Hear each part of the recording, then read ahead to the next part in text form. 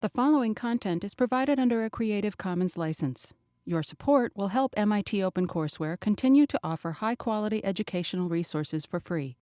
To make a donation or to view additional materials from hundreds of MIT courses, visit MIT OpenCourseware at ocw.mit.edu. So, again, welcome to 1801.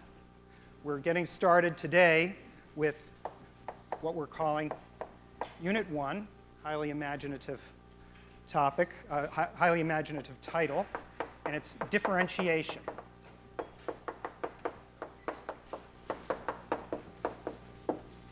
So let me first tell you briefly what's in store in the next couple of weeks. The main topic today is what is a derivative.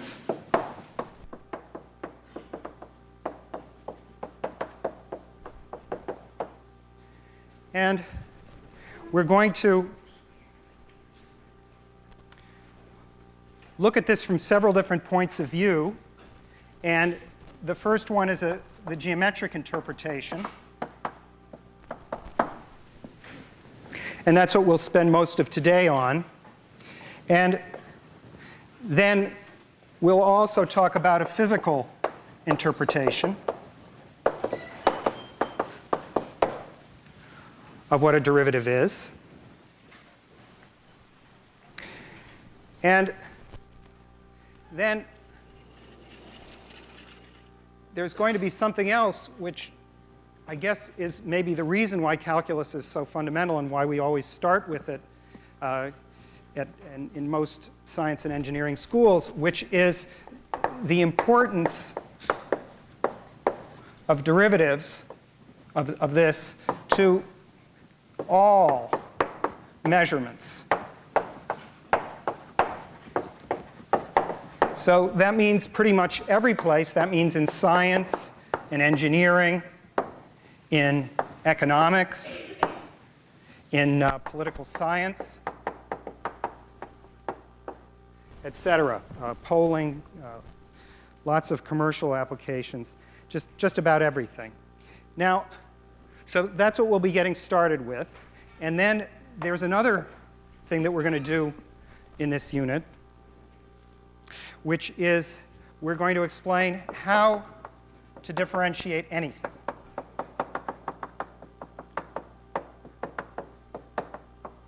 So how to differentiate any function you know.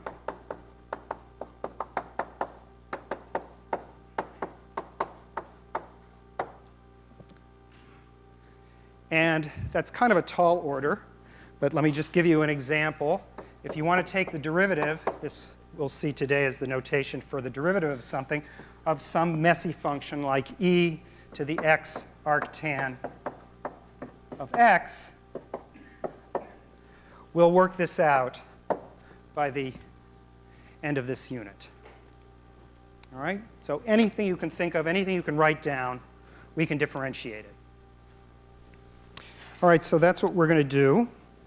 And today, as I said, we're going to spend most of our time on this geometric interpretation. So let's begin with that. So here we go with the geometric interpretation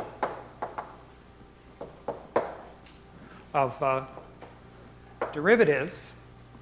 And what we're going to do is just ask the geometric problem of finding the tangent line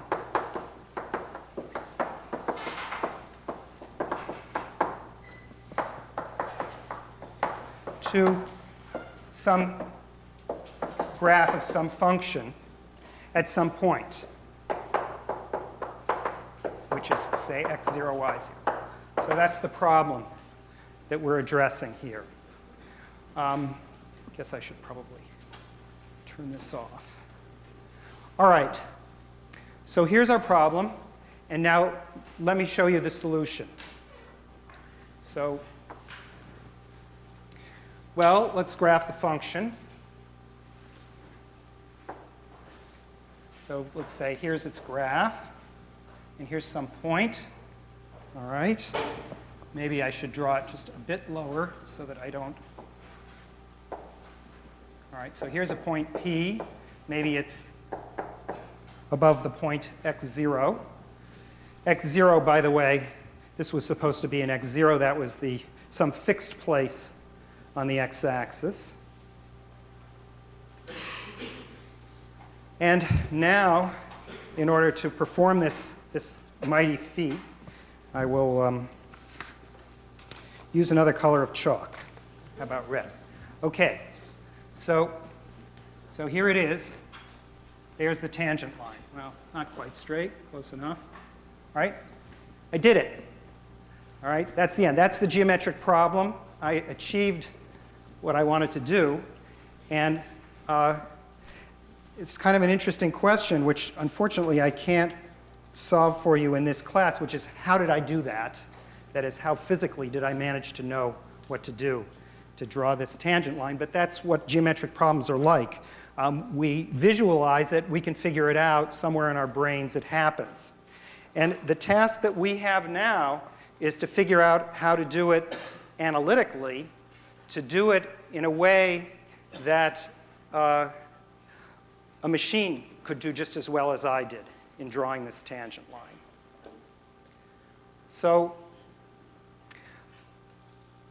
what did we learn in high school about what a tangent line is? Well, a tangent line has an equation. Any line through a point has the equation y minus y0 is equal to m, the slope, times x minus x0. So here's the equation for that line. And now there are two pieces of information that we're going to need to work out what the line is. The first one is the point. That's that point P there. And to specify P, given x, we need to know the level of y, which is, of course, just f of x0. Now, that's not a calculus problem, but anyway, that's a very important part of the process. So that's the first thing we need to know. And the second thing we need to know is the slope. And that's this number m. And in calculus, we have another name for it. We call it f prime of x0, namely the derivative of f. So that's the calculus part. That's the tricky part. And that's the part that we have to discuss now. So just to make that explicit here, I'm going to make a definition, which is that f prime of x0, which is known as the derivative of f at x0, all right, is the slope of the tangent line to y equals f of x at the point, let's just call it P.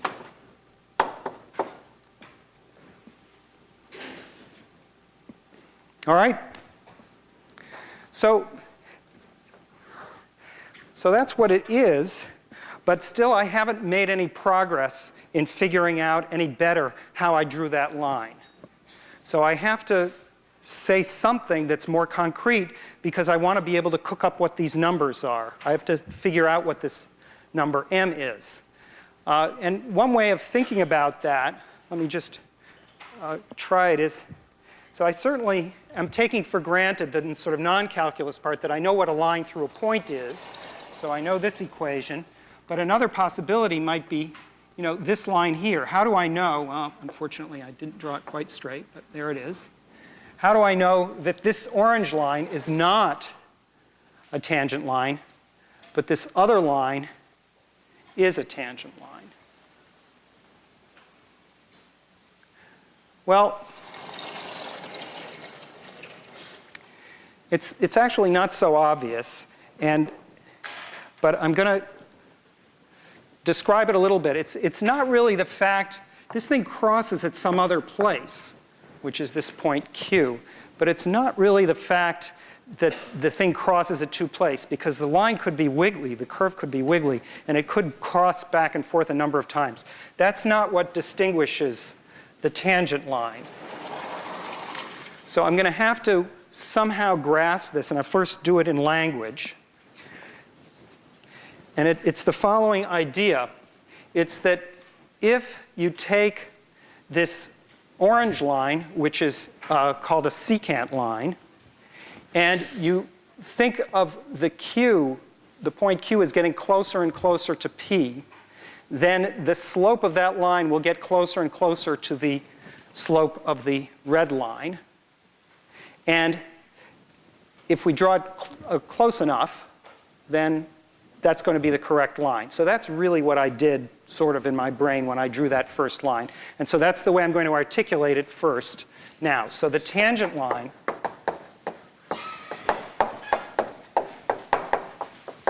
is equal to the limit of what so-called secant lines, PQ, as Q tends to P.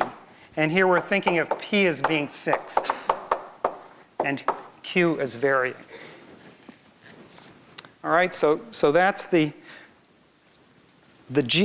this is still a geometric discussion, but now we're going to be able to put symbols and formulas to this computation, and we'll be able to work out formulas in any example.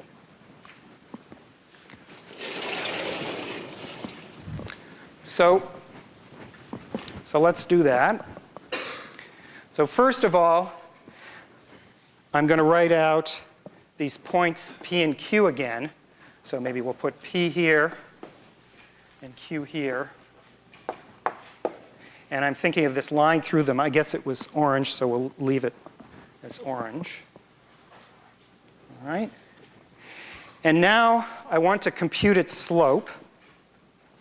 And so this will gradually, we'll do this in 2 steps, and these steps will introduce us to the basic notations which are used throughout calculus, including multivariable calculus, across the board. So the first notation that's used is, you imagine here's the x-axis underneath, and here's the x0, the location directly below the point P. And we're traveling here a horizontal distance, which is denoted by delta x. So that's delta x, so-called. And we could also call it the change in x. All right, so that's one thing we want to measure in order to get the slope of this line PQ. And the other thing is this height. So that's this distance here, which we denote delta f, which is the change in f. And then the slope is just the ratio delta f over delta x. So this is the slope of the secant.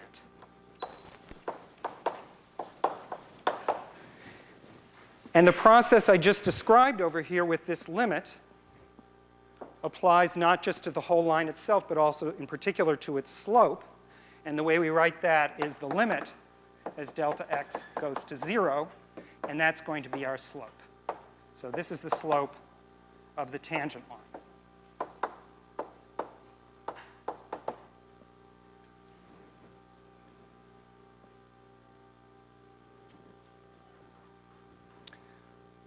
Okay, now this is still a little general, and I want to work out a more usable form here. I want to work out a better formula for this. And in order to do that, I'm going to write delta f, the numerator, more explicitly here, the change in f. So remember that the point P is the point x0, f of x0. All right, that's what we got from our formula for the point. And in order to compute these distances, and in particular the vertical distance here, I'm going to have to get a formula for q as well. So if this horizontal distance is delta x, then this location is x0 plus delta x. And so the point above that point has a formula, which is x0 plus delta x, f of, and this is a mouthful, x0 plus delta x.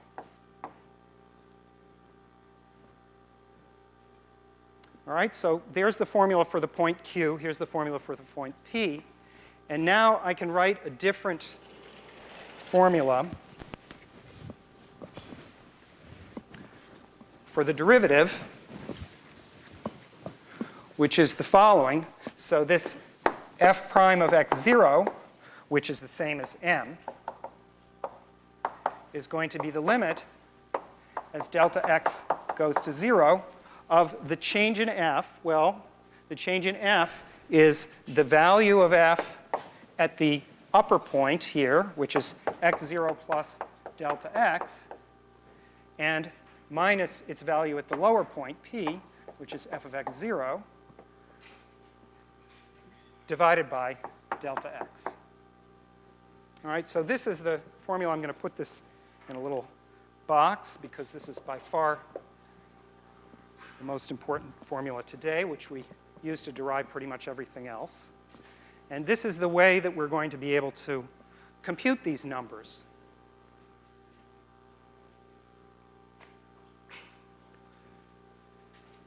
So let's do an example.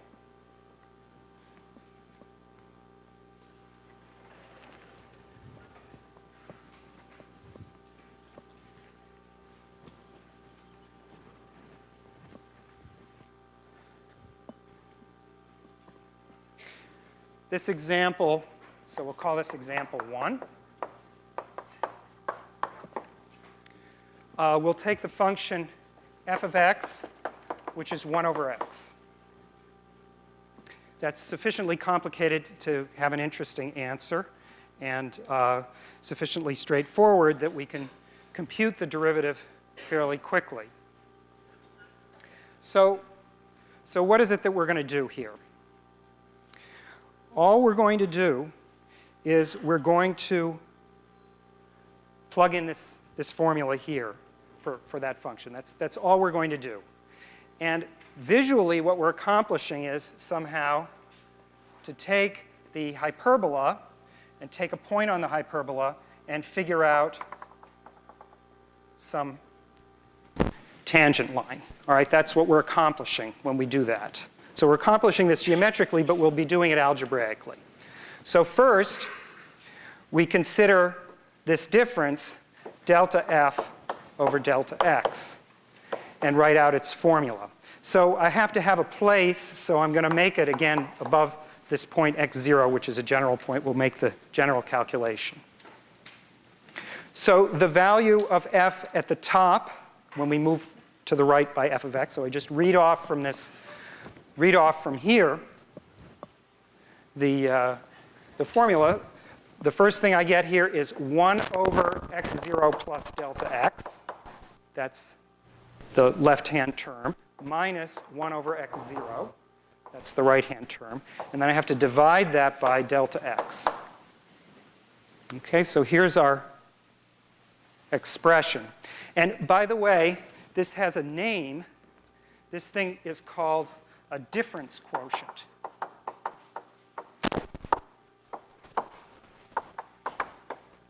It's pretty complicated because there's always a difference in the numerator, and in disguise the denominator is a difference because it's the difference between the value on the right side and the value on the left side here. Okay, so now we're going to simplify it by some algebra.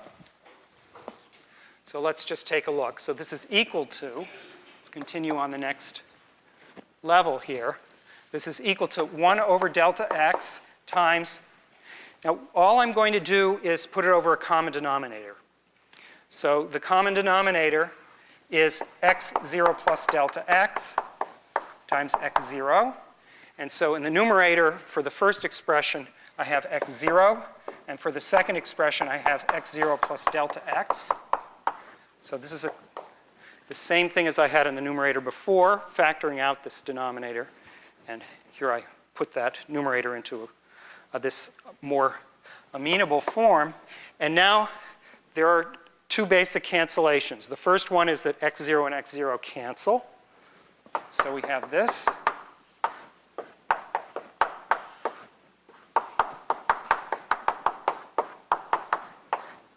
And then the second step is that these two expressions cancel, right? The numerator and denominator. Now we have a cancellation that we can make use of. So we'll write that under here. And this is equals minus 1 over x0 plus delta x times x0. And then the very last step is to take the limit as delta x tends to 0. And now we can do it. Before we couldn't do it. Why? Because the numerator and the denominator gave us 0 over 0. But now that I've made this cancellation, I can pass to the limit.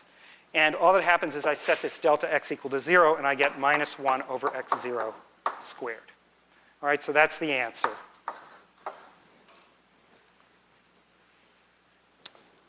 All right, so in other words, what I've shown, let me put it up here, is that f prime of x0 is minus 1 over x0 squared.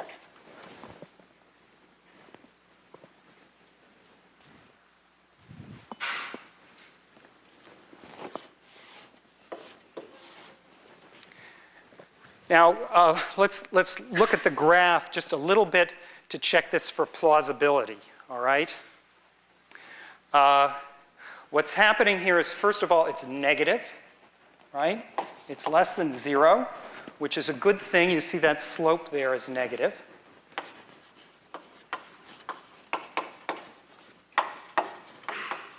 That's the simplest check that you could make.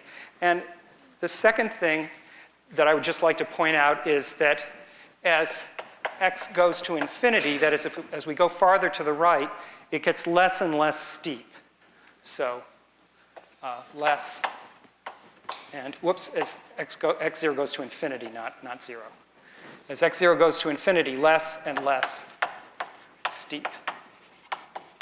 So that's also consistent here. As when x0 is very large, this is a smaller and smaller number in magnitude, although it's always negative. It's always sloping down.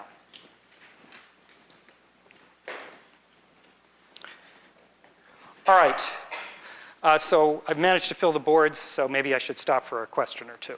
Yes?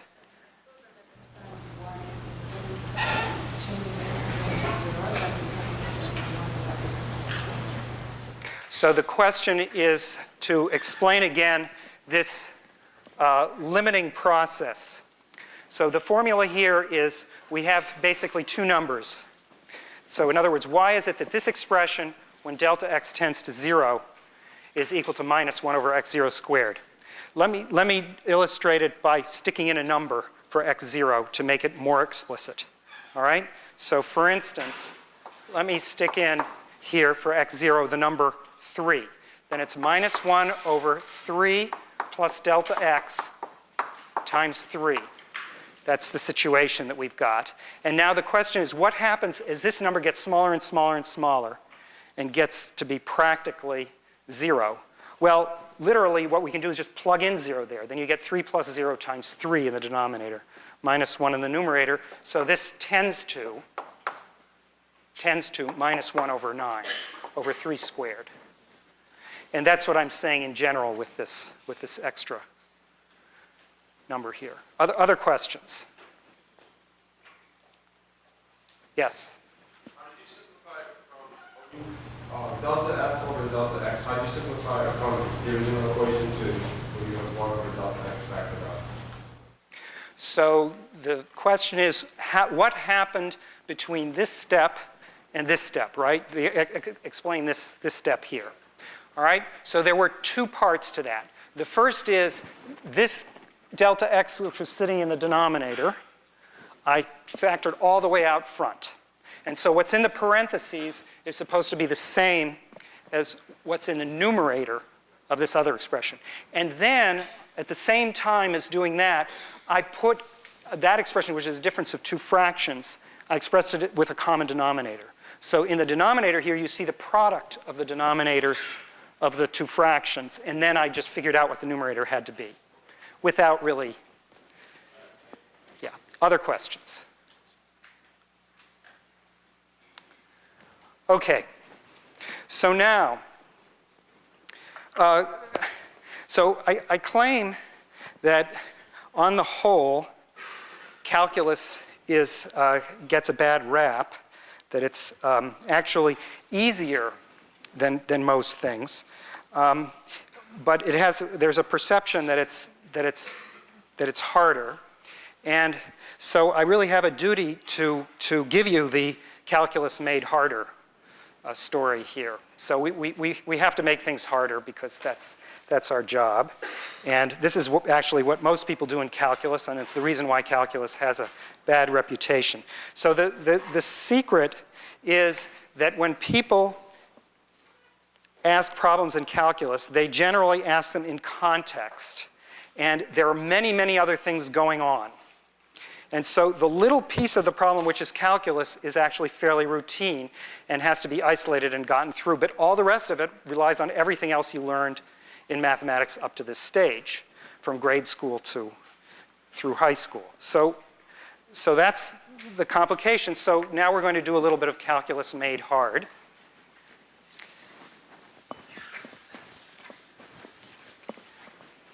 By talking about a word problem. Now, we only have one sort of word problem that we can pose because all we've talked about is this geometry point of view. So far, those are the only kinds of word problems we can pose. So what we're going to do is just pose such a problem. So find the areas of triangles enclosed by the axes and the tangent to y equals 1 over x. Okay? So that's a geometry problem. And let me draw a picture of it. It's practically the same as the picture for example 1, of course. So we'll only consider the first quadrant. Here's our shape. All right, it's the hyperbola. And here's maybe one of our tangent lines, which is coming in like this. And then we're trying to find this area here. All right, so there's our problem. So why does it have to do with calculus? It has to do with calculus because there's a tangent line in it. And so we're going to need to do some calculus to answer this question. But as you'll see, the calculus is the easy part. So let's get started with this problem. First of all, I'm going to label a few things. And one important thing to remember, of course, is that the curve is y equals 1 over x. That's perfectly reasonable to do. And also, we're going to calculate the areas of the triangles. And you could ask yourself, in terms of what? Well, we're going to have to pick a point and give it a name. And since we need a number, we're going to have to do more than geometry. We're going to have to do some of this analysis, just as we've done before. So I'm going to pick a point. And consistent with the labeling we've done before, I'm going to call it x0, y0. So that's almost half the battle. Having notations, x and y for the variables, and x0 and y0 for the specific point. Now, once you see that you have these labelings, I hope it's reasonable to do the following. So first of all, this is the point x0, and over here is the point y0. That's something that we're used to in graphs. And in order to figure out the area of this triangle, it's pretty clear that we should find the base, which is that we should find this location here, and we should find the height, so we need to find that value there. All right, so let's go ahead and do it. So how are we going to do this? Well,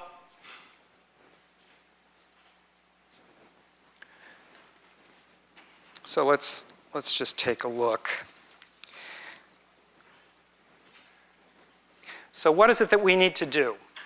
I claim that there's only one calculus step, and I'm going to put a star here for this tangent line. I have to understand what the tangent line is. And once I figured out what the tangent line is, the rest of the problem is no longer calculus. It's just that slope that we need. So what's the formula for the tangent line? Put that over here.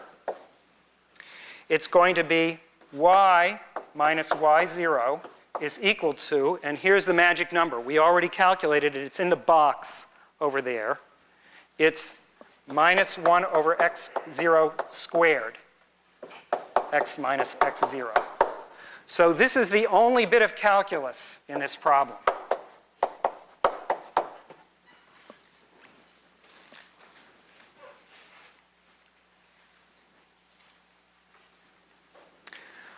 But now we're not done. We have to finish it. We have to figure out all the rest of these quantities so we can figure out the area.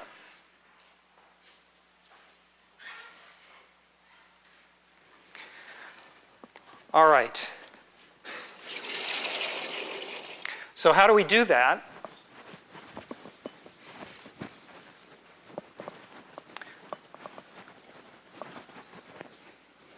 Well, to find this point, this has a name. We're going to find the so-called x-intercept.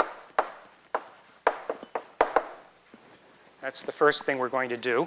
So to do that, what we need to do is to find where this horizontal line meets that diagonal line. And the equation for the x-intercept is y equals 0. All right? So we plug in y equals 0. That's this horizontal line, and we find this point. So let's do that into star. So we get 0 minus, one other thing we need to know. We know that y0 is f of x0, and f of x is 1 over x. So this thing is 1 over x0. Right?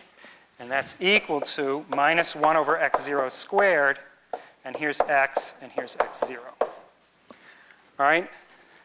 So in order to find this x value, I have to plug in one equation into the other. So this simplifies a bit. Let's see, this is minus x over x0 squared, and this is plus 1 over x0, because the x0 and x0 squared cancel somewhat. And so if I put this on the other side, I get x divided by x0 squared is equal to 2 over x0. And if I then multiply through, so that's what this implies, and if I multiply through by x0 squared, I get x is equal to 2x0. Okay.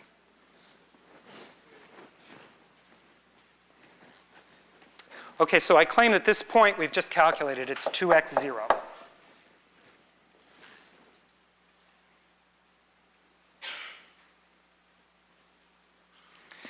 Now, I'm almost done. I need to get the other one. I need to get this one up here. Now, I'm going to use a very big shortcut to do that. So the shortcut to the y-intercept, the y-intercept is to use symmetry. All right, I claim I can stare at this, and I can look at that, and I know the formula for the y-intercept. It's equal to 2y0. All right, that's what that one is. So this one is 2y0.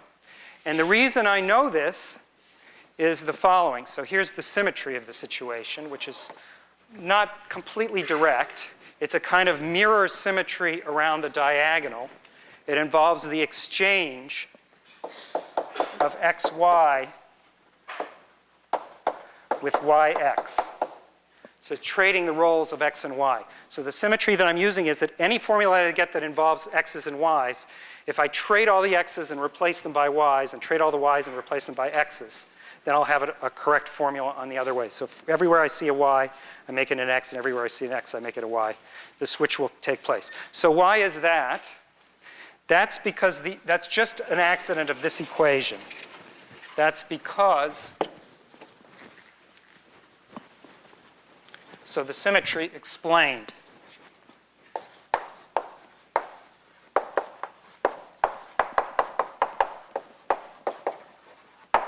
Is that the equation is y equals 1 over x, but that's the same thing as xy equals 1, if I multiply through by x, which is the same thing as x equals 1 over y.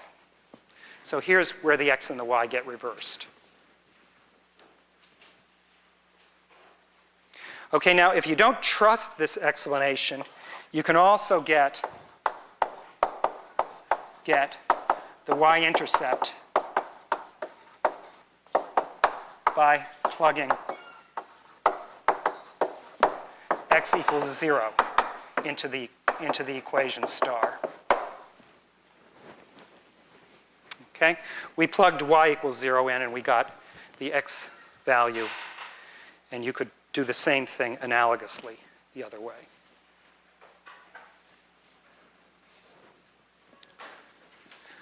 All right, so I'm almost done with the geometry problem. And let's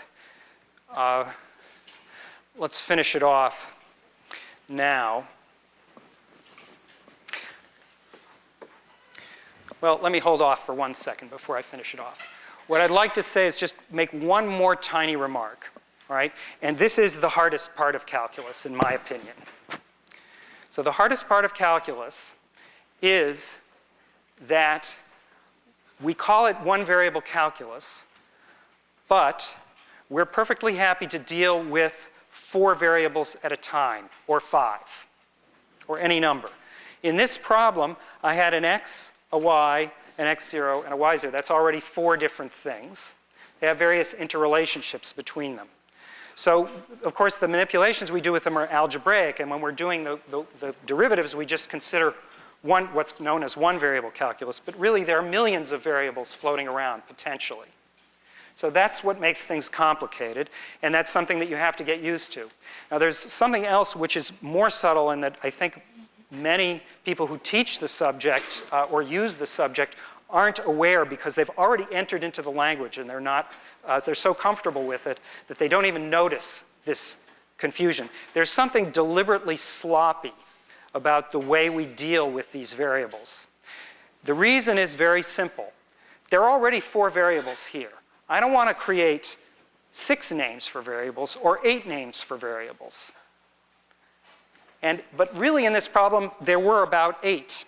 I just slipped them by you. So why is that? Well, notice that the first time that I got a formula for y0 here, it was this point. And so the formula for y0, which I plugged in right here, was from the equation of the curve, y0 equals 1 over x0. The second time I did it, I did not use y equals 1 over x. I used this equation here. So this is not y equals 1 over x. That's the wrong thing to do. That's an easy mistake to make if the formulas are all a blur to you and you're not paying attention to where they are on the diagram. You see, that y-intercept, that x-intercept calculation there involved where this horizontal line met this diagonal line, and y equals 0 represented this line here. So the sloppiness is that y means 2 different things. And we do this constantly because it's way, way more complicated not to do it It's much more convenient for us to allow ourselves the flexibility to change the role that this letter plays in the middle of the computation. And similarly, later on, if I had done this by this more straightforward method for the y-intercept, I would have set x equal to 0. That would have been this vertical line, which is x equals 0. But I didn't change the letter x when I did that, because that would be a waste for us. So this is one of the main confusions that happens. If you can keep yourself straight, you're a lot better off. And as I say, this is one of the complexities. All right. So now let's finish off the problem. Let me finally get this area here. So actually, I'll just finish it off right here. So the area of the triangle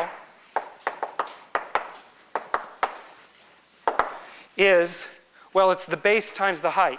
The base is 2x0, the height is 2y0, and a half of that. So it's a half 2x0 times 2y0, which is 2x0, y0, which is, lo and behold, 2. So the amusing thing in this case is it actually didn't matter what x0 and y0 are. We get the same answer every time. And that's just an accident of the function 1 over x. Happens to be the function with that property.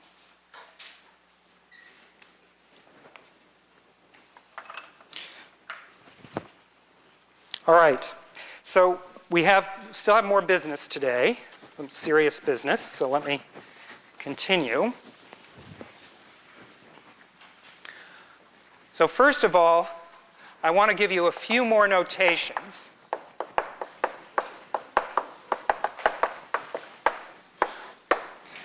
And these are just other ways that people notations that people use to refer to derivatives. And the first one is the following. We already wrote y is equal to f of x. And so when we write delta y, that means the same thing as delta f. That's a typical notation. And previously, we wrote f prime for the derivative. So this is Newton's notation for the derivative. Okay? But there are other notations, and one of them is df dx, and another one is dy dx, meaning exactly the same thing. And sometimes we let the function slip down below, so that becomes d by dx of f, or d by dx of y. So these are all notations that are used for the derivative, and these were initiated by Leibniz. And these notations are used interchangeably, sometimes practically together. They both turn out to be extremely useful. This one omits, notice that this thing omits the underlying base point, x0. That's one of the nuisances. It doesn't give you all the information, but there are lots of situations like that where people leave out some of the important information. You have to fill it in from context. So that's another couple of notations.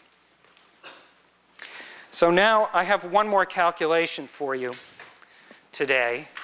I carried out this calculation of the derivative of the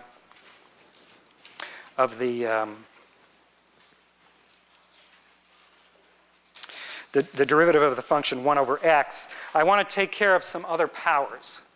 So let's do that.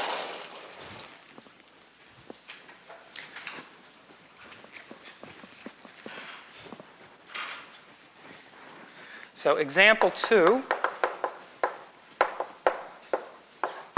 is going to be the function f of x is x to the n equals 1, 2, 3, one of these guys.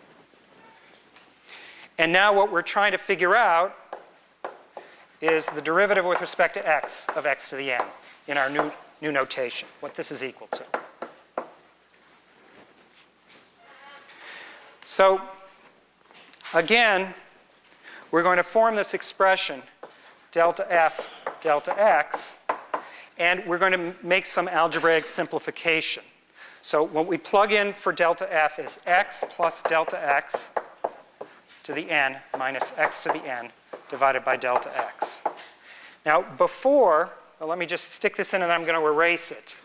Before, I wrote x0 here and x0 there. But now, I'm going to get rid of it. Because in this particular calculation, it's a nuisance. I don't have an x floating around, which means something different from the x0. And I just don't want to have to keep on writing all those symbols. It's a waste of Blackboard energy.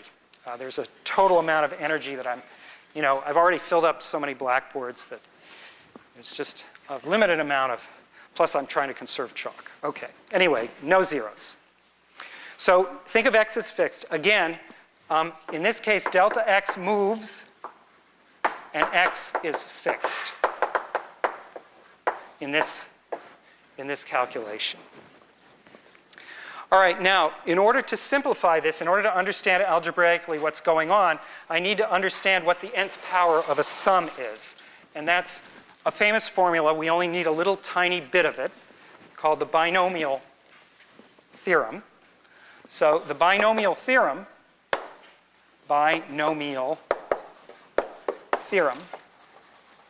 which is in your text and explained in an exercise, says, in an appendix, sorry, says that if you take the sum of two guys and you take them to the nth power, that of course is x plus delta x multiplied by itself n times. And so the first term is x to the n. That's when all of the n factors come in. And then you could have this factor of delta x and all the rest x's. So at least one term of the form x to the n minus 1 times delta x. And how many times does that happen? Well, it happens when there's a factor from here, from the next factor, and so on and so on and so on. There's a total of n possible times that happens. And now the great thing is that with this alone, all the rest of the terms are junk that we won't have to worry about. So to be more specific, the junk, there's a very careful notation for the junk. The junk is what's called big O of delta x squared. What that means is that these are terms of order, so with delta x squared, delta x cubed, or higher. Right, that's how. Very exciting, those higher order terms.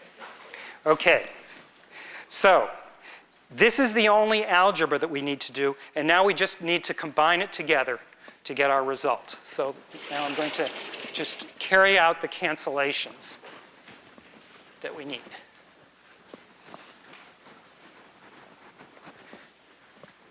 So here we go.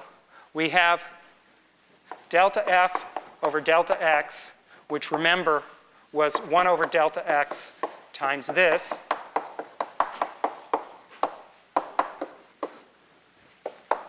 which is this, times, now this is x to the n plus n x to the n minus 1 delta x plus this junk term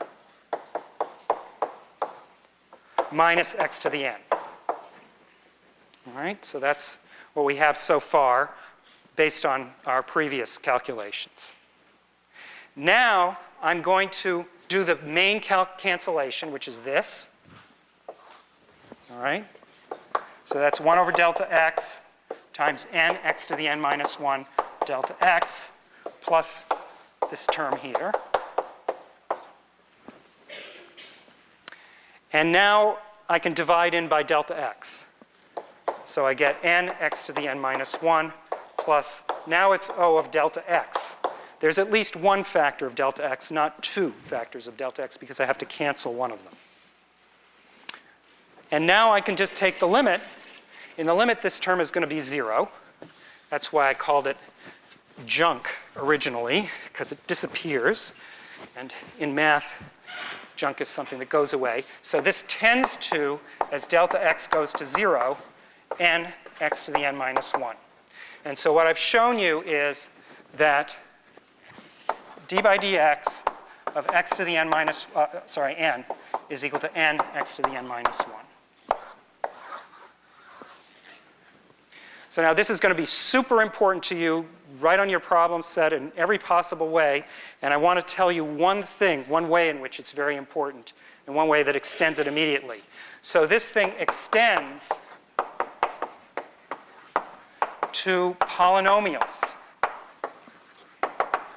We get quite a lot out of this one calculation. Namely, if I take d by dx of something like x cubed plus 5x to the 10th power, that's going to be equal to 3x squared. That's applying this rule to x cubed. And then here I'll get 5 times 10, so 50, x to the 9th. So this is the type of thing that we get out of it. And we're going to make more hay with that next time.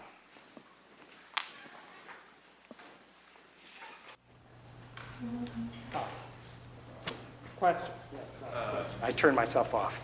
Yes? The binomial theorem only works when delta x goes to 0. The question was, the binomial theorem only works when delta x goes to 0. No, the binomial theorem is a general formula which also specifies exactly what the junk is. It's very much more detailed. But we only needed this part. We didn't care what all these crazy terms were. It's junk for our purposes now because we don't happen to need any more than those first two terms. Yes, because the delta x goes to 0. Okay, see you next time.